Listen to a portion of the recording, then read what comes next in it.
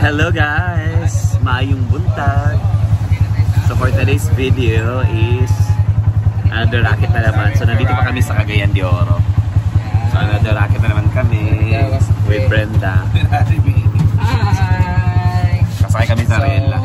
It's more fun in City Out. Chara kayo!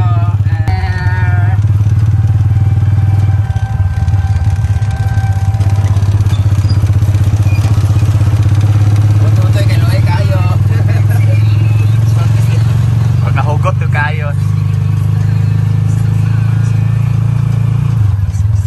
Nahanap kita dito sa City of Cagayan de Oro City sa may JR Borja Street sa may Old Aya Commercial sa tapat na Bojax. Ito ang Mestiza Zone. Sa lahat ng mga kabistisa natin dyan, ito na ang pinaka-bistisa. So talaga kaporila or dirty? Ito si Ma'am Icy na saan ngayon ang kaniyang opening sa kaniyang, if I'm not mistaken,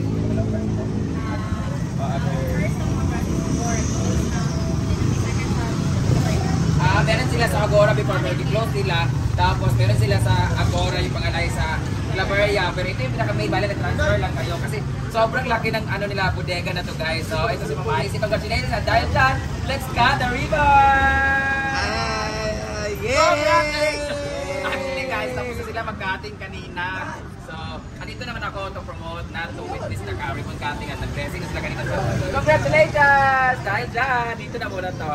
So ngayon, thanks ako mamaya. Sorry ko, kami na lang muna mamaya kasi ano, mapapagod ka sa pag-ikot-ikot. Ngayon, iikutin natin sa lahat ng mga, di ba nakita nyo naman, lagi ako nag-promote ng mga bodega dito sa City. At ang dami talaga mga bodega dito na kung saan nagsusupply ng mga mumurahin na mga di-kalidad na mga produkto or mga items na gusto ninyo lalong-lalo na sa bahay.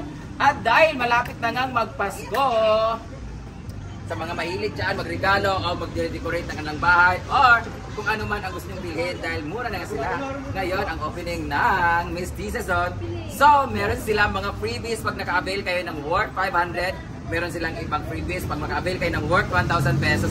Meron din silang ibang freebies. Magbabasa na naman yung kilikili ko nito ngayon, ginoo ko.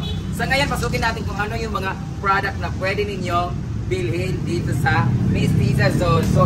So hindi lang ito para sa mga mestiza, pwede dito sa mga body-dumi ang balat. Don't bother my, ano guys, kasi nga, hindi ako nakapag-bra na ipit yung surveillance. Hi, ayaw mo may nakaupo dito. Ay, sige. Magdita, dito natin umpisahan sa mga sopa. Dahil may, hindi ka pa nun yung kameraman nga. Okay, katawan ko. Ang dalawa pa ba nanay? Trabaho mo ito? Sulit lang. So, ay, nagay kayo mga bisita. Hello! Hello! Welcome to the bawal pang bisita masyado. Nag-flex ko sa mga bisita. Ang bisita, ipakita. Ayaw akong now. Ay, ipakita. Sila dito sila makita.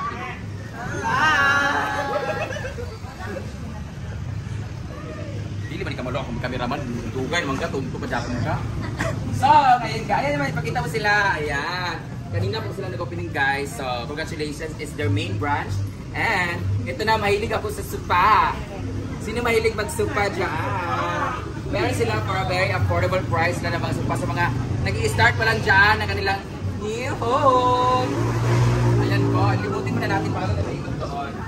Ito, ang kanilang mga so, ningalan ka na at malagayan ng ulam ka ng mga prutas like tray.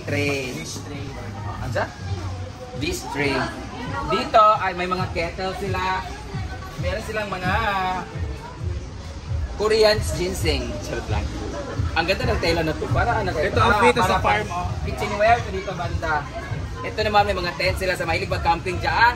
Pwede kayo mag-camping sa farm pero huwag kayo magnakaw ng galon. Ano to? Razor. Mga jug and everything. May mga tag nito? Machine. Ano to? Meron sila mga actually guys, yung fake grass ko sa farm dati na sobrang tagal talaga nasira.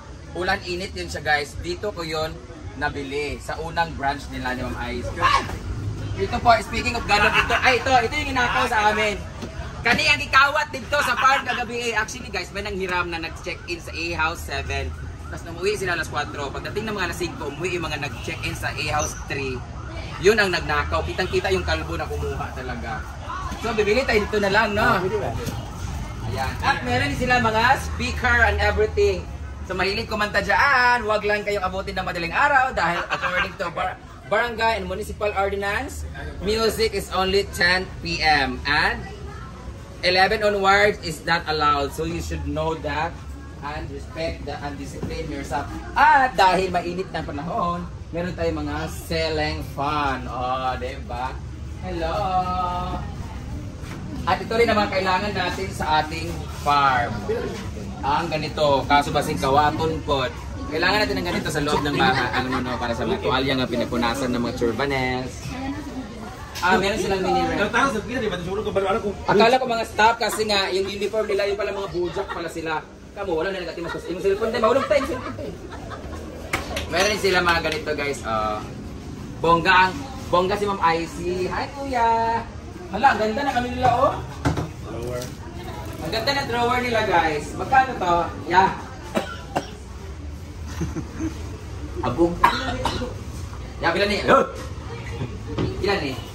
Wala ni Ma'am JJ. Wala ka pala. Ang ganda in fairness ng kanilang mga ano to? Drawing lang tayo ka na saan eh? Kahoy talaga to? Or ano lang? Kahoy lang. Kahoy siya. Or sticker lang. Ang ganda eh, parang activate. Hindi siya plastic eh. Huh? Hindi siguro. Para sa yung marine ay dito hard flats? Dili, parang marine sa plywood ba? Parang lawanit sa nabaga ba? Coated man na siya, coated. Ang ganda.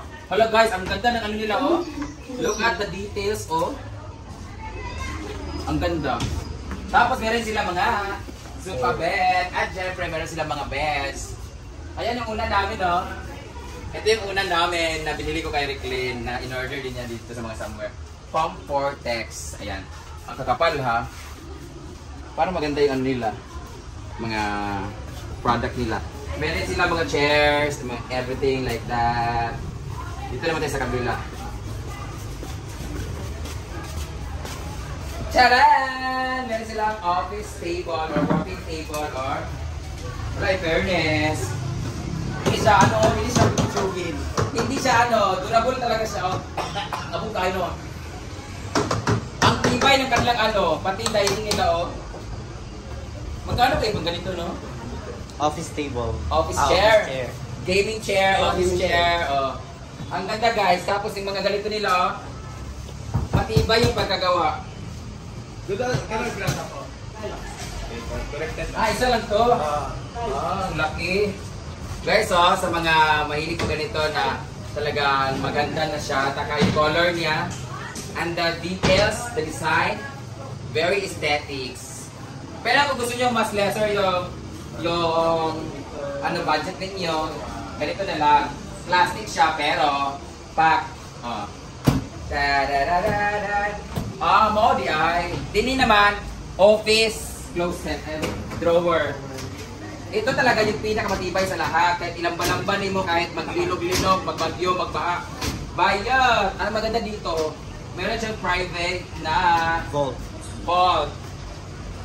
Kasi yan ang kailangan ko kasi may mga kawatan sa farm. Mga kumalahas na wala, ginoo ko. Nag-video mo ba? Ito naman, mas mataas yung price siguro nito, no? Ma'am, makaisi, mas higher price to kasi ang ganda kasi bildo siya pa. Ay, nice. Ang ganda. Pag-office, silinganin. Ha? Pero kung gusto nyo medyo mas saucy with a glass, ang table, and everything. Wait, meron na siyang vault, private vault. So pag pumasok ka dito, sabihin mo kagad na, let's vault in. Taga na kasi natawa nito guys. Hi! Hello mga bawag nila! Natawag ka rin mo. Ay sa akin, pa rin yung ganda. Paslay. Ay, ang ganda Maganda to, no? Salamat! Lagi siya At mabuksan. patibay siya at hindi siya kalawangin kasi meron na siya bongga. At I think ito ay fake grass. So hey guys, nandito kami with the team, Brand Damish and the rest of the group. Dahil pupungot kami ng bodega, yan guys. Somewhere in JR Borja po. Mestiza Zone yung pangalan. Rock Mestiza, parang ano eh. Pag maririnig mo yung word ng Mestiza, para mga beauty products yung mga tinda nila. But ito, mga house supplies, mga yung parang bodega nga. Ito. Yan. So, nandito kami ngayon to promote the bodega. Yan. So kayo guys, mga pangailangan kayo sa bahay, punta na kayo dito sa JR Borja, sa Mestiza Zone.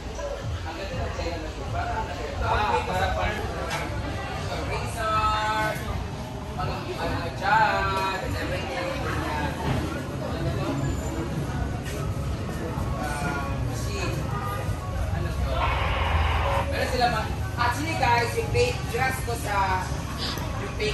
sa farm dati na sobrang tagal talaga nasira. Ulan init din siya guys. Dito ko yun nabili sa unang branch nila yung ice. Ito po, speaking of galon, ito yung inaano sa amin. Kaniyang ikawat dito sa farm kagabi. Actually guys, may nang giraw na nag-check in sa house.